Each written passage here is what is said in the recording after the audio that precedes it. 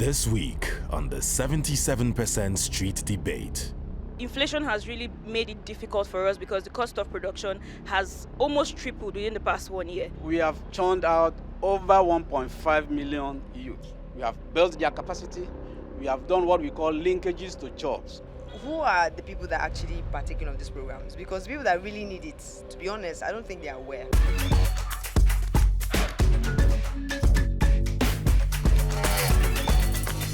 Welcome to Abuja, Nigeria's capital. Now, Nigeria is Africa's biggest economy. There are so many young people here who are vibrant, innovative, working hard every day to build their lives. But recent times have been hard. Nigeria's economy has been plagued with unemployment, rising cost of goods, and even a failing currency. So how are these young people coping?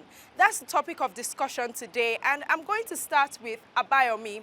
Abayomi, now you run a small business here in Abuja. Can you just explain to us what you do and how you started business? I started Akara business as a co-oper. That was during COVID in 2020 in Bayelsa State. And then it was due to the urge of seeing so many Nigerian graduates doing nothing at the end of their NYC exercise. So I decided to dabble into Akara business that would sustain me and rather than going into depression. By the way, Akara is bean cake, is a common snack here in Nigeria, and you decided to go into that because of unemployment. Now I'll come to you, Aine. How has business been for you, especially the past few years? You run a cake business, you make pastries and cake. Business in the past 1 year has been really difficult. We have had to strategize and look for other ways to make money around our industry. We make cakes, we make pastries, but it looks like it isn't sustainable. So we had to include other services like train of other people who might want to learn the craft. And that has really been able to help us stay afloat. Okay, so what exactly has made business difficult for you? First of all, inflation has really made it difficult for us because the cost of production has almost tripled within the past 1 year. Our profit margin keeps shrinking, and so we are earning lower than we used to. We can't employ as many hands as we need, so we are not able to cater for the masses as much as we are supposed to. All right. So it's not just business owners that are affected by this ongoing economic crisis. We also have a student here with us, Leila. Leila, can you just tell us how the economic situation has affected you? It's affected us in so many ways, such as foodstuffs, transportation. Like foodstuffs prices are high, so we find it very difficult to afford some things. It's tough being a student, and having to deal with increase in prices must make it even more difficult. I'm going to go to Martha now. You are an economist and a researcher. Can you explain to us why things are like this in Nigeria? I think first things first, it's not necessarily a Nigerian problem. The world all over, we're seeing economic downturn. The US is also facing unprecedented inflation rates. But that being said, we are witnessing an aftermath of, all the economic activities that happened during COVID. So there was a boom in tech, and we saw that coming into this year, that boom crashed. That tech boom crashed. Now that the world has opened back up, we're seeing people going back to work and, trying to go back to the things they used to do before. However, Nigeria has been facing economic downturn even before the COVID crisis. So I'm going to come to you, Ebuka. I saw you smiling when Martha was talking. It seems like what she's saying resonates with you. Yeah, what she's saying resonates with me. But I think for me, I started my business recently with 5,000 naira while on my program at the Lagos Business School. And within a month, I did 2.5 million naira in sales, in turnover. Why? Because I see that even as we are going through the economic issues, a lot of people are ready to support one another. And I think we live in a supportive environment. Okay, thank you for that point. So not everyone is feeling it as much as, but we still have like a huge population. I mean, there's recent data from the Nigerian National Bureau of Statistics that says that 63% of people living in Nigeria live in multidimensional poverty. So I want to come to Mr. Okon. Now, you work with the humanitarian ministry. Now, why, maybe you can start by explaining to us why the problem seems so dire right now. What happens is in 2015, during the campaign promises, one of the promises was that they are going to create massive job for the youth. So when they came into power, this present administration in 2016, they created what we call job creation unit in office of the vice president. It was to tackle the youth component of the National Investment Program. So in our program, how to get out of this poverty issue, how to get out of this unemployment issue, we created skill acquisition programs. And one of these is that whether you are trained, whether you are educated or not educated, then if you acquire skills, maybe as a carpenter, a masonry, a plumber, electrical engineer, automobile engineer, or in the hospitality trades, all of this, we give you a starter pack that will enable you to start off on your own. Okay, Mr. Okon, you're talking about what the government is doing to help young people. I'm going to come back to that point, but I want to speak with, okay, you have something to say? I think the problem with our economy presently is the mismanagement of the funds that we have in Nigeria. Nigeria is already blessed naturally. So when we get funds from what we generate from our natural resources, it is the appropriation of these funds that make the country poor. The major problem we have in Nigeria is the dissemination of the wealth that Almighty God has blessed the country with. And I think that the NGOs, the pressure groups, are not doing enough, because if they are able to come out to mount pressure on the politicians, and the politicians are up on their toes to do what they are supposed to do, we'll be able to earn a better living in Nigeria. So it goes beyond just people having the government work and get money for themselves, than going to disseminate the money to the society through contracts and businesses in different areas. Okay, thank you very much for that. I want to come to Cynthia now. We were discussing earlier, and you mentioned that you don't think the situation is that bad. Okay, so if I was to pull back on what she mentioned, right? The tech ecosystem experienced a boom during the COVID-19 period. And then what we're seeing is the bust, right? And so that is going to lead to stabilization. So we expect to see startups that are more sustainable. We expect to see startups that are not just about raising money, but about building products that actually solve real problems. So for example, if we're going to pull back on what the federal government is doing, helping students get skills, giving them starter pack. Yes, there's always going to be this major problem of after you've skilled someone and you've given them the person a starter pack, what happens to them after, right? Some of these people, if you check it, they sell the starter pack, right, to go and sustain themselves. Because guess what? These people need money to live.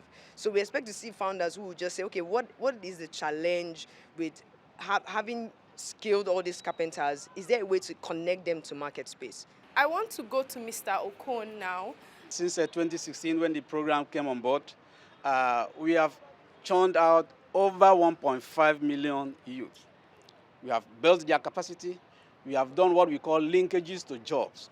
Not only building your capacity, we must ensure that you are linked to a private sector that will enable you so that you can now be established on your own. So we have quite a number of young people here. Has anyone here benefited from, any of these government programs? No? Okay, you have? Yeah, so I've benefited from the Exports Promotion Council. They took me to Gambia, where I went to showcase my product. I've gotten a lot of sales. I've gotten a lot of request orders. But the issue, again, is that, like recently, I just got some orders from Gambia. But the issue is that getting access to finance to settle, to produce more and send my product to Gambia, the money is not there.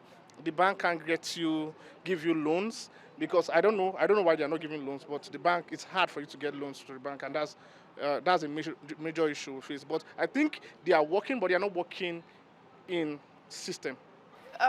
Do you have something to say? I mean, we can give some credit to the government, but I think they are not doing enough. In a country of over 200 million, the 80% of the Nigerian populations are the youth.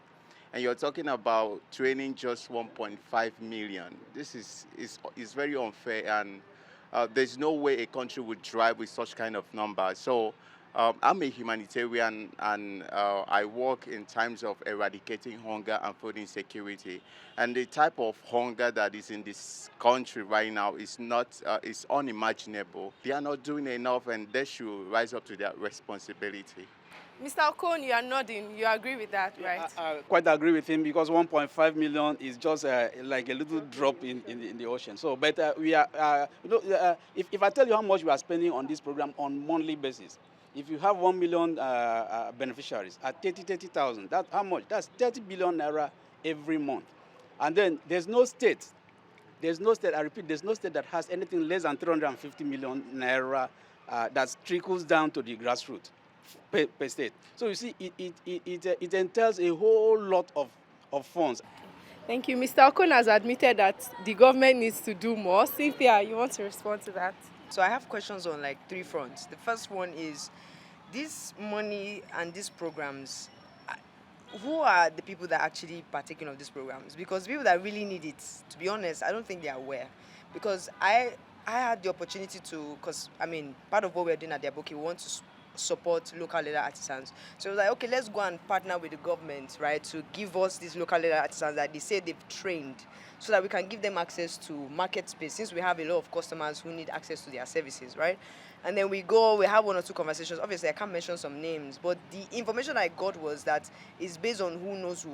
So somebody will bring 50 people from Jos, bring them to Abuja, they will train them. After they train them, send them back to Jos. And then after everything, you can't even trace the people that have been trained. If you want to support them, you can't even find them to support. There's also the question of monitoring and evaluation. Can we trace them? Like, do we have a database? If we have private sector that wants to support them, where do we go to find that? There's also the problem of sustainability. You know how this government works, 4 years in, 4 years out. So what happens with all the programs? Okay, Cynthia has raised a number of serious issues. Mr. Okon, do you want to respond to that? Let me respond to that. You are very right. You are very correct. This is what has been happening before.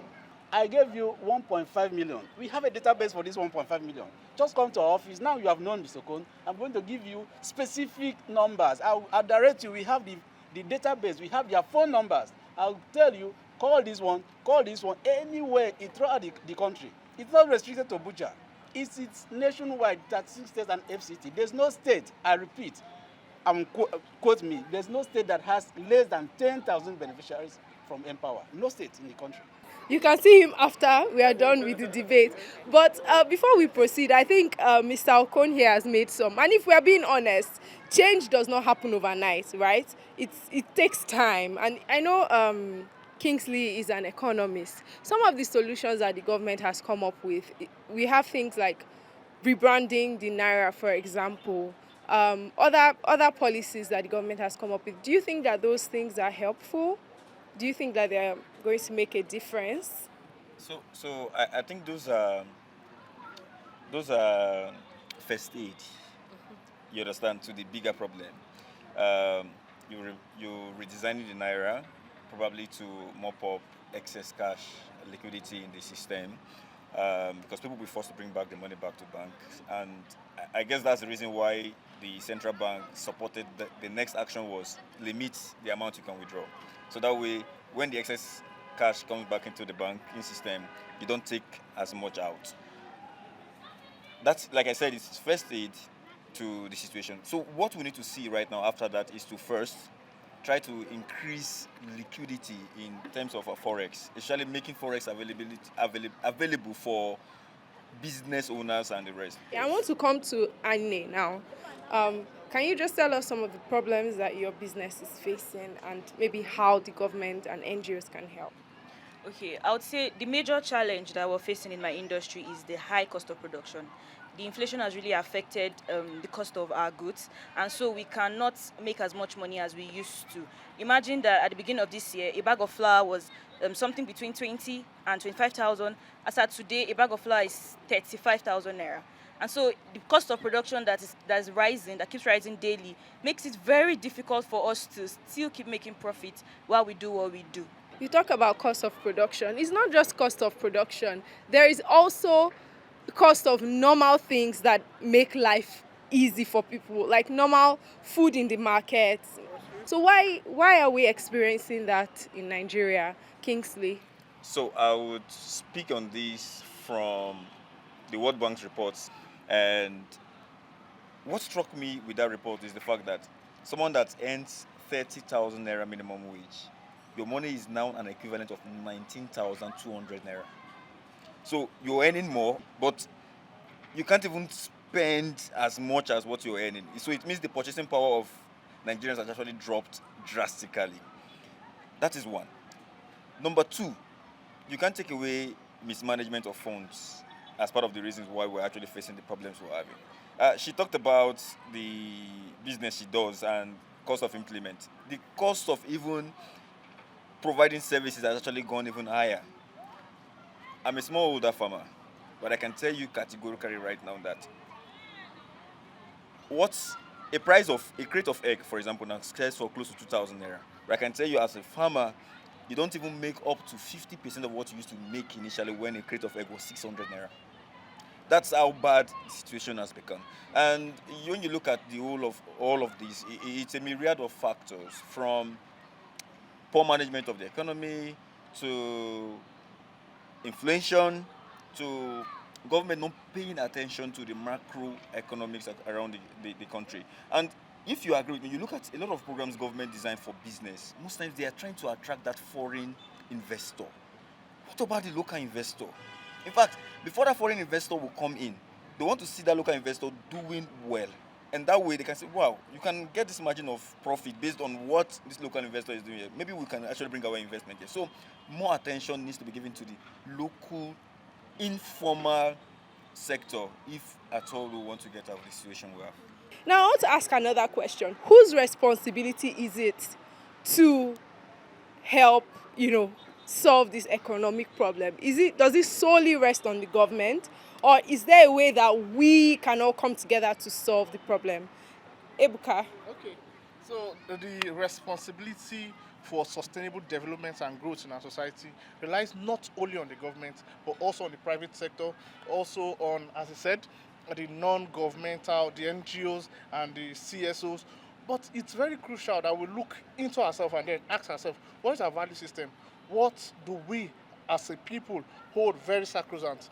You could see most of the money-making institutions in this country are some private sectors and then some religious sectors. What are those people doing? Are we holding account of those people who are receiving much funds to do the right thing, or we are just admiring them? So I think it also boils down to our value as a people. Okay, thank you very much for that. I want to come to you. Cynthia, your hand was up before. My hope is that after this conversation, at least we have representatives from each industry, right? That we go back and, implement some of the ideas that we've mentioned, from changing our value systems to founders building products that actually solve real problems, to the government actually focusing on partnering with the private sector so that they can extend the impact of their work, and to a better relationship so that our economy can get better. We've seen the way things are going now, the prices of things are going, and there's of course a saying that when things go up, they don't come down. Is there any hope with the way our economy is being managed right now? It's not going to happen overnight, and there is hope for improvement, but improvement is not going to happen because we're hoping it will happen. Improvement has to happen because we're taking decisive action to make it happen. Improvement has to happen because the government has seen what a dire situation we're in and make policies that allow businesses in Nigeria thrive. Long term, we can't come out of a recession if our productivity is low. We have to fortify industries to produce and export goods. We have to help small businesses to scale up. And even if they are selling to local markets within West Africa, that is income generation for Nigeria. But yeah, there is hope, but it's going to take a lot of concerted effort, with the government, and with government implementing policies that are backed by data to help move the economy out of this mess. I think that's where we'll draw the curtains today. Thank you so much to our panelists for joining us. And maybe you watching, you might not be from Nigeria, but you might be facing economic hard times. Tell us how you're coping and what you think can be done to make things better. We'd like to hear from you. Thank you so much for watching. Bye.